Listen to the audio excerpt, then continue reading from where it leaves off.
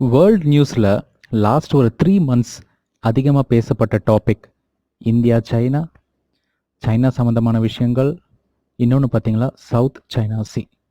இந்த ஒரு 3 டாபிக் பார்த்தீங்கன்னா வேர்ல்டு வைடாக அதிகமாக சோஷியல் மீடியாஸ்லையும் இல்லை நியூஸ் சேனல்ஸ்லையும் அதிகமாக பேசப்பட்ட டாபிக். எதனால சைனாவோட இன்ஃப்ளூயன்ஸ் இவ்வளோ அதிகமாக இருக்குது ஒன்று. இன்னொன்று என்னன்னு பார்த்தீங்கன்னா சைனா ஏன் இந்தியாவை டார்கெட் பண்ணணும். இன்னைக்கு இந்த வீடியோவோட முடிவில் நீங்கள் என்னென்ன தெரிஞ்சுப்பீங்கன்னு பார்த்தீங்கன்னா சைனா ஏன் இவ்வளோ இன்ஃப்ளூயன்ஸாக இருக்குன்ற ஒரு விஷயத்த, அதே மாதிரி பார்த்தீங்கன்னா சவுத் சைனா சீல சைனாவோட இன்ஃப்ளூயன்ஸ் அங்கேயும் ரொம்ப அதிகமாக இருக்குது அந்த விஷயத்த, அதே மாதிரி இந்தியாவுக்கும் சைனாவுக்கும் நடந்த பிரச்சனைகள். இது 3 விஷயமே இந்த வீடியோவோட முடிவில் நீங்கள் தெரிஞ்சுப்பீங்க. டாபிக் உள்ள போகலாம் வாங்க. ஃபர்ஸ்ட் நம்ம என்ன பார்க்கலாம் அப்படின்னா சைனாவோட எக்கனாமியை பார்க்கலாம். ஸோ இந்த வேர்ல்டோட second largest economy China. China இந்த வேர்ல்டோட ஜிடிபியில் எவ்வளோ கான்ட்ரிபியூட் பண்ணுறாங்கன்னு பார்த்தீங்கன்னா 14.4 ட்ரில்லியன் கான்ட்ரிபியூட் பண்ணுறாங்க அமெரிக்காவுக்கு அடுத்தபடியாக. ஸோ 2வது இடத்துல இருக்காங்க. இந்தியா எந்த இடத்துல இருக்காங்க பார்த்தீங்கன்னா 5th பொசிஷனில் இந்தியா இருக்காங்க. இந்தியா எவ்வளோ கான்ட்ரிபியூட் பண்ணுறாங்கன்னு பார்த்தீங்கன்னா 2.94 ட்ரில்லியன். 2வது முக்கியமான விஷயம் நம்ம தெரிஞ்சுக்க வேண்டியது என்னென்னா சைனாவுடைய டிஃபென்ஸ் பட்ஜெட். சைனாவோட டிஃபென்ஸ் பட்ஜெட் எவ்வளோன்னு பார்த்தீங்கன்னா சைனா எவ்வளோ செலவு பண்ணுறாங்கன்னு பார்த்தீங்கன்னா $178 பில்லியன். பேரலாக நம்ம இந்தியா எவ்வளோ செலவு பண்ணுறாங்கன்னு தெரிஞ்சுக்கலாம். இந்தியா $70 பில்லியன், மோர் தென் ஒரு 100 பில்லியன் அவங்க எக்ஸ்ட்ராவாக நம்மளோட செலவு பண்ணுறாங்க. இந்த 2 விஷயத்தையும் கம்பைன் பண்ணி தான் அவங்க வேற ஒரு விஷயத்தையும் பண்ணிட்டு வராங்க. ஸோ இதனால என்ன ஆகுது அப்படின்னா அவங்களோட இன்ஃப்ளூயன்ஸ் அண்ட் அவங்களோட எஸ்டாப்ளிஷ்மெண்ட் இது ரெண்டுமே அதிகமாகிட்டே வந்துக்கிட்டே இருக்குது. அது என்னன்னு கேட்டிங்கன்னா அவங்களுடைய one belt one road initiative project. So இந்த ப்ராஜெக்ட்னால தான் அவங்களுடைய எஸ்டாப்ளிஷ்மெண்ட் அண்ட் நான் சொன்ன மாதிரி அவங்களோட எனர்ஜி இது ரெண்டுமே ரொம்ப அதிகமாகிட்டே வருது. எப்படின்னு கேட்டிங்கன்னா அந்த ப்ராஜெக்ட்னால அவங்களுக்கு இந்த வேர்ல்டோட கனெக்டிவிட்டி த்ரூ ரோட்வேஸ் அவங்களுக்கு கிடைக்க ஆரம்பிச்சிச்சு. ஸோ அதனால அவங்களோட அவங்களோட குளோபல் ட்ரேட் அந்த ரோட்வேஸ் மூலமாக அவங்களால ஈஸியாக பண்ணிக்க முடியும். அதே மாதிரி 2வது என்னன்னு கேட்டிங்கன்னா அவங்களோட இன்வெஸ்ட்மெண்ட்ஸ் அதையும் அவங்களால ஈஸியாக அச்சீவ் பண்ண முடியும். பட் 3வது அவங்களுடைய ஆக்சுவல் பிளான் என்னன்னு பார்த்தீங்கன்னா அதனால அவங்களுடைய land route and sea route இது 2 மூலயமா அவங்களுடைய மிலிட்ரி கனெக்டிவிட்டி அவங்க ஈஸியாக கொண்டு வரலாம். வேற ஒரு கண்ட்ரிக்கு அவங்களால ஈஸியாக போக முடியும். அதே மாதிரி பார்த்தீங்கன்னா ஏதாவது ஒரு எமர்ஜென்சி கேஸில் ஒரு வார் டைமில் பார்த்தீங்கன்னா அவங்களோட மிலிட்ரியை ஈஸியாக அவங்களால மிலிட்ரி ட்ரூப்ஸை டெப்ளாய் பண்ண முடியும். இது அவங்களுடைய மறைமுகமான பிளான். ஸோ இந்த ஒன் பெல்ட் ஒன் ரோட்ன்ற ப்ராஜெக்ட் எத்தனை கண்ட்ரீஸில் இம்ப்ளிமெண்ட் பண்ணியிருக்காங்கன்னு பார்த்தீங்கன்னா 78 கண்ட்ரீஸில் அவங்க டோட்டலாக இம்ப்ளிமெண்ட் பண்ணியிருக்காங்க. டோட்டலாக பார்த்தீங்கன்னா 130 கண்ட்ரீஸில் ஆல்ரெடி இந்த ப்ராஜெக்டுக்காக ஒர்க் பண்ணிக்கிட்டு இருக்காங்க. இதே மாதிரி இது ரோட் ப்ராஜெக்ட். அதே மாதிரி பார்த்தீங்கன்னா சில்க் ரூட்னு சொல்லுவாங்க. சில்க் ரூட் இந்த சி ரூட் வழியாக நிறைய கண்ட்ரீஸை கனெக்ட் பண்ணுறது. ஸோ இதில் பார்த்தீங்கன்னா 43 கண்ட்ரீஸ் அவங்க இந்த சில்க் ரூட் மூலயமா அவங்க கனெக்ட் பண்ணுறாங்க. இந்த ப்ராஜெக்ட்டுக்கு அவங்க எவ்வளோ செலவு பண்ணியிருக்காங்கன்னு பார்த்தீங்கன்னா இது வரைக்கும் 1 ட்ரில்லியன் அவங்க செலவு பண்ணியிருக்காங்க. ஏஷியாவோட மோஸ்ட் கண்ட்ரீஸ் இந்த ப்ராஜெக்டில் இருக்காங்க. ஒரு கண்ட்ரி மட்டும் இந்த ப்ராஜெக்ட்டுக்கு அப்போஸ் பண்ணியிருக்காங்க. என்னென்னு கண்ட்ரி பார்த்தீங்கன்னா நம்ம இந்தியா தான். நம்ம இந்தியா இந்த ப்ராஜெக்ட்டுக்கு சைன் பண்ணவே இல்லை. ஸோ அவங்களுக்கு அந்த முற்றிலுமாக அதில் உடன்பாடே கிடையாது. பட் இந்தியாவோட நேபரிங் கண்ட்ரிஸ் பார்த்தீங்கன்னா பங்களாதேஷ் ஆகட்டும், இல்லை நேபாள் ஆகட்டும், மயன்மார், பாகிஸ்தான் இவங்க எல்லாமே அந்த ஒன் பெல்ட் ஒன் ரோட் ப்ராஜெக்டில் இருக்காங்க. ஸோ நான் இப்போ இது வரைக்கும் சொன்னது பார்த்தீங்கன்னா ஸோ சைனா எந்த அளவுக்கு இன்ஃப்ளூயன்ஸாக இருக்காங்க. ஸோ அவங்களோட இந்த பெல்ட் அண்ட் ரோட் ப்ராஜெக்ட்ஸ் அந்த சில்க் ரூட் ப்ராஜெக்ட்ஸில் தான் அவங்க ரொம்ப இன்ஃப்ளூயன்ஸாக ஆக ஆரம்பித்தாங்க.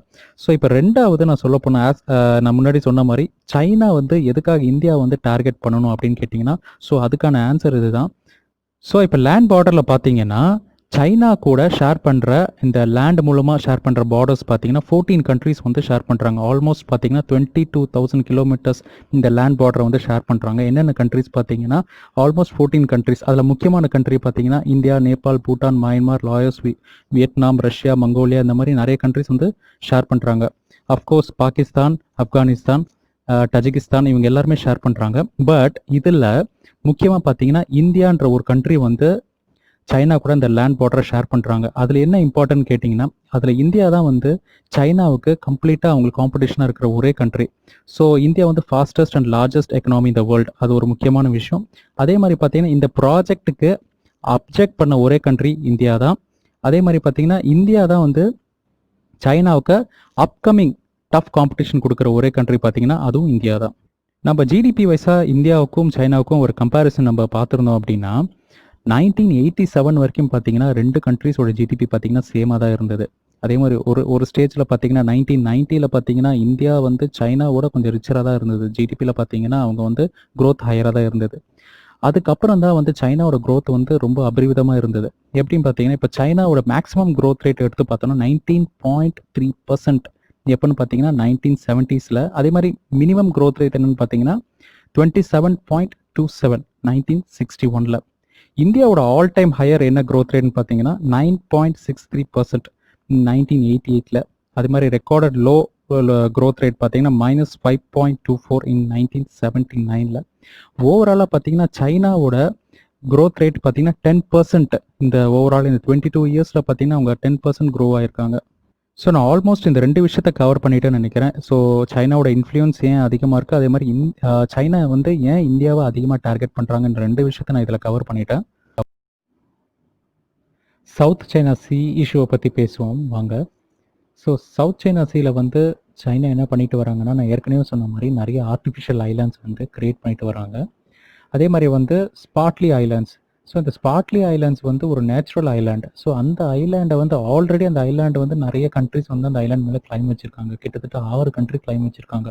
யார் யாருன்னு பார்த்தீங்கன்னா Taiwan, Malaysia, Indonesia, Philippines, Vietnam, புருனாய். So already இந்த 6 நாடு வந்து அந்த ஐலாண்ட் மேலே கிளைம் வச்சுருக்காங்க. ஸோ சைனா இப்போ என்ன சொல்லுதுன்னா, அந்த ஐலாண்டு வந்து சைனாவோட ஐலாண்ட். ஸோ அந்த ஒரு கடல் பகுதி, அந்த சவுத் சைனா சீயோட அந்த சீ ரூட்டில் வந்து அந்த ஐலாண்டு வரனால, ஸோ அந்த ஐலாண்டை வந்து சைனாவோடது அப்படின்னு சொல்லி சைனா வந்து கிளைம் பண்ண ஆரம்பிக்குது. ஸோ இது ஒரு பெரிய இஷ்யூவாக போயிட்டுருக்கு. இந்த ஐலாண்டை கேப்சர் பண்ணுறனால சைனாவுக்கு என்ன அட்வான்டேஜ்னு கேட்டிங்கன்னா, சைனாவுக்கு இதனால் நிறைய அட்வான்டேஜ் இருக்குங்க. என்னென்ன அட்வான்டேஜ் கேட்டிங்கன்னா, அந்த ஐலாண்டை யூஸ் பண்ணி சைனா அவங்களுடைய மிலிட்ரி பேஸை செட் பண்ண ஆரம்பிச்சிட்டாங்க. அவங்களுடைய ஆர்மி பேஸ் எல்லாமே அவங்க கம்ப்ளீட் பண்ணிட்டாங்க. ஸோ இது வந்து என்னென்னா, அங்கே இருக்கிற மற்ற நாடுகளுக்கு அது ஒரு பெரிய டிஸ்டர்பன்ஸாக இருக்குது. ஏன்னா அந்த குட்டி குட்டி ஐலாண்ட்ஸ் எல்லாமே அவங்களோட மிலிட்ரி பேஸை அவங்க செட் பண்ண ஆரம்பிச்சிட்டாங்கன்னா சைனாவோட இன்ஃப்ளூயன்ஸ் அங்கே ரொம்ப அதிகமாக இருக்கும். இது வந்து சைனாவுக்கு ஒரு மிகப்பெரிய அட்வான்டேஜ்.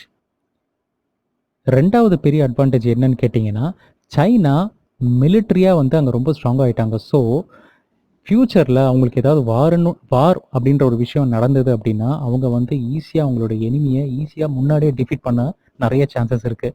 சைனாவுடைய மெயின்லேண்டுக்கு வர்றதுக்கு முன்னாடியே, சின்ஸ் அந்த ஐலாண்ட் வந்து முன்னாடி இருக்கிறனால, ஸோ முன்னாடியே வந்து அவங்கள டிஃபீட் பண்ணுறதுக்கான நிறைய சான்சஸ் இருக்குது. இன்னொரு முக்கியமான அட்வான்டேஜ் என்னன்னு கேட்டிங்கன்னா, சி யூட்டிலைசேஷன். சைனா அந்த பகுதியை நல்லாவே யூட்டிலைஸ் பண்ணுறாங்க. எப்படின்னா, சைனாவுக்கு நடக்கக்கூடிய இம்போர்ட் அண்ட் எக்ஸ்போர்ட் நடக்கக்கூடிய இடம் அதுதான்.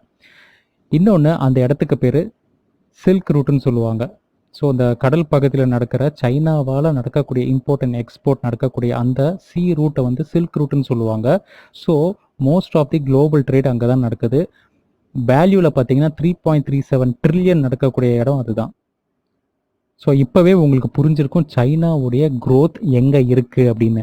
ஸோ அங்கே தான் சைனாவோட க்ரோத்தே இருக்குது. ஸோ சைனாவோட க்ரோத்தை ப்ரொடெக்ட் பண்ணணும் அப்படின்னா, so one of the reason அவங்க அந்த ஐலாண்டை வந்து மிலிட்டரைஸ் பண்ண ஒரு ரீசன் என்னென்னா, ஸோ அவங்களுடைய அங்கே அந்த ஒரு எக்கனாமியை வந்து ப்ரொடெக்ட் பண்ண மாதிரியும் இருக்கும். அதே மாதிரி அவங்களோட இன்ஃப்ளூயன்ஸை காமிச்ச மாதிரியே இருக்கும். இதுதான் சைனாவுக்கு 2 அட்வான்டேஜ் அட் அ டைம் சைனாவுக்கு கிடைக்கக்கூடிய அட்வான்டேஜுகள். இது மட்டும் தானான்னு கேட்டிங்கன்னா இல்லைங்க, இன்னும் நிறைய இருக்குது. இன்னும் நிறைய கேட்டிங்கன்னா என்னென்னா, இவங்க என்ன பண்ணுவாங்கன்னா, இந்த சைனா வந்து இதை காரணமாக வச்சு மற்ற கண்ட்ரியோட அந்த எக்கனாமிக் ஜோன் அதுக்குள்ளே வந்து என்டர் ஆவாங்க. அவங்களுடைய இந்த சி பார்டர், நம்ம லேண்டுக்கு எப்படி பார்டர் இருக்கோ அதே மாதிரி வந்து சீக்கு வந்து ஒரு கண்ட்ரிக்குமே வந்து ஒரு பார்டர் இருக்குது. ஸோ அவங்களோட எக்கனாமிக் ஜோனுக்குள்ளே நம்ம என்டர் ஆகவே கூடாது. இவங்க என்ன பண்ணுறாங்கன்னா, அசால்ட்டாக வந்து அவங்களுடைய அந்த ஜோனில் என்டர் ஆகிடுறாங்க. ஸோ இதனால அவங்களுக்கு இன்னொரு பெரிய அட்வான்டேஜ் என்ன, அந்த மற்ற நாடுகள் அவங்களோட நேபரிங் கண்ட்ரிஸை வந்து ரொம்ப க்ளோஸாக அவங்களால வாட்ச் பண்ண முடியும். இது ஒன்று. ரெண்டாவது என்னன்னு கேட்டிங்கன்னா, இவங்க என்ன பண்ணுவாங்கன்னா, இவங்களுடைய அந்த ஃபிஷிங் ஏரியாஸ்ன்னு சொல்லியிருக்கு இல்லையா, ஒரு கண்ட்ரிக்குமே ஒரு ஃபிஷிங் ஏரியா சொல்லியிருக்கு. அவங்க எக்கனாமிக் ஜோனுக்குள்ளேயே வந்து அவங்க ஃபிஷிங் பண்ணுவாங்க.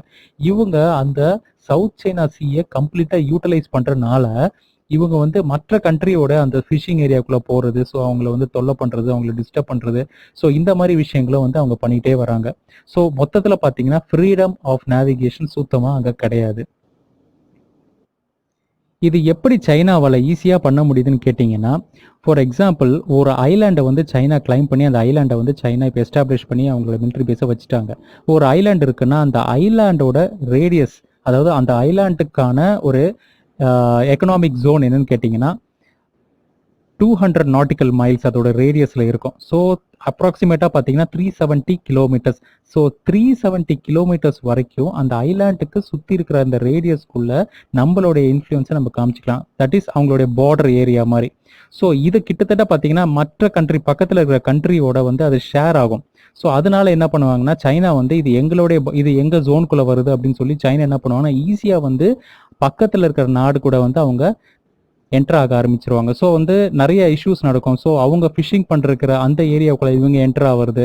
ஸோ அவங்க கடல் படை வந்து இவங்களை வந்து இந்த தாக்குதல் பண்ணுறது. ஸோ இந்த மாதிரி விஷயங்கள் வந்து நிறைய நடந்துக்கிட்டே வரும்.